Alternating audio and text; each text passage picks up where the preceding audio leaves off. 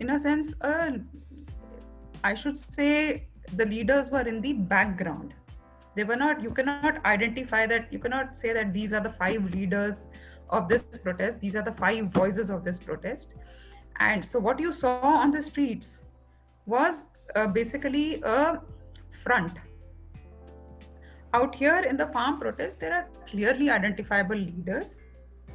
Whether these leaders belong to, and it is very natural that they will belong to the left groups also.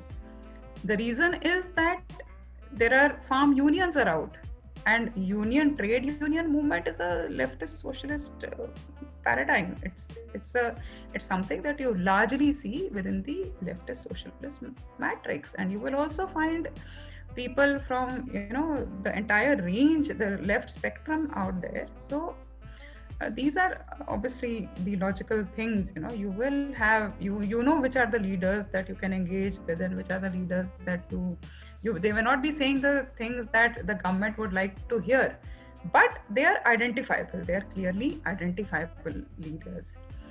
I would also say that they have look at the third and a very important core point of difference that we need to look at is the farm anti protests which are anti these farm laws. They have been peaceful to date. They haven't apart from incidents which happened in Punjab, where the geo towers were targeted, and all those things. They have been large crowds, but the kind of violence that was witnessed in December in Delhi, in the backdrop of the anti-CAA protest, that was very, very, very brutal street violence. Whether it happened in December, right up till there were about 13 incidents of 13 incidents of street violence. Some of the violence that happened in areas like Seelampur and in areas like Jamia Nagar, it was even in front of Jamia Millia Islamia, that entire incident of violence which happened on 15th of December, it was very violent. It was, street violence was extreme. Yes, I did read that some innocent people got killed on the backdrop of this violence.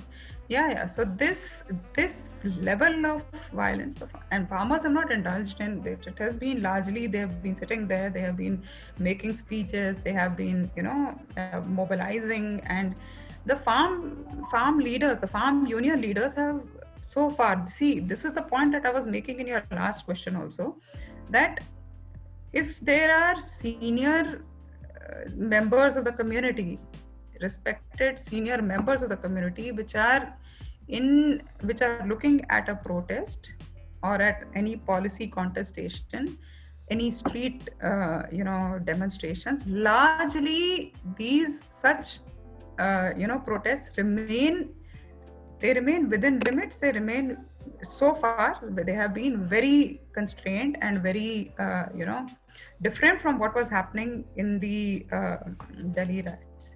So other than that, I would say that I can only hope that there is it doesn't go the Delhi riots way. What happened, it doesn't go the way that it went in February. I see, if there is a resolution, if there is something that if we move towards a resolution, whether it's through the Supreme Court or whether it's through the agencies of the government, I do hope that things are sorted out, and it settles down into a more peaceful, because it's a capital city, and so far they are in the border areas. With the Delhi riots, it was inside the city, was ignited. It was very, very disturbed inside the city. So that's what my take on that is. Yeah. So thank you so much for joining us in the discussion. And I must really thank Garuda Prakashan as well for agreeing to publish this book. I believe Bloomsbury was initially supposed to be the publisher, but they backed off, and then Garuda Prakashan took over. So rather than reading in the regional languages, it is so interesting that Garuda Prakashan has taken the effort to publish books in a common language as well, which everybody can read. And I believe your book would reach as many people as possible, and people would understand the real truth behind the violence, protest that is happening all over the world, not only in India, but all over the world. Because I do see it as an effort to disrupt the growth of a nation, to disrupt the growth of a world, and to disrupt the peace and harmony within communities. So, what your book definitely says is it is not anymore Hindu versus Muslim, it is not Hindu versus Christian, Christian versus Muslim, or anything of that sort. It is really a fight between the separationists and the peace seekers. And for that matter, I must really say your book is a wonderful effort, and everybody across the world would definitely love to read such a book. And we are expecting more from you three, similarly. Thank you. Thank you so much. I would, as a last word, also like to put in my appreciation for Garuda Prakashan. It's only Garuda Prakashan and the authors who know what we went through when Bloomsbury decided to withdraw from a book which they had edited, and it had gone through the entire editorial process. And so in a sense, I think in post independence India, this has been the worst case of censorship that we have seen so far. And Garuda indeed has done an excellent and a very commendable job, and authors are also extremely thankful. I would also say that all of us should pick up the book.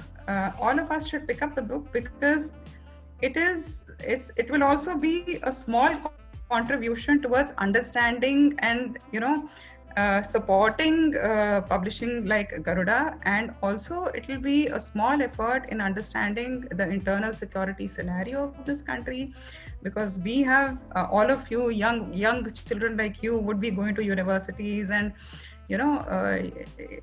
for older people, their children, everybody, we are for us it is important that this generation of nation builders is really given the kind of insights that this book has tried to bring forth. And we will definitely make sure that we write more such research-based, fact-based books for our readers to read and appreciate. Thank you so much.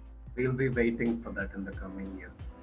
Yeah. Thank you. Thank you so much for joining us today, ma'am. It was indeed a great pleasure to have you in the discussion.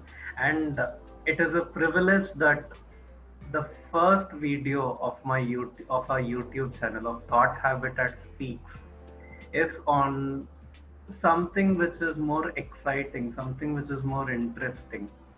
And I believe this would reach as many people as possible. All the best to you.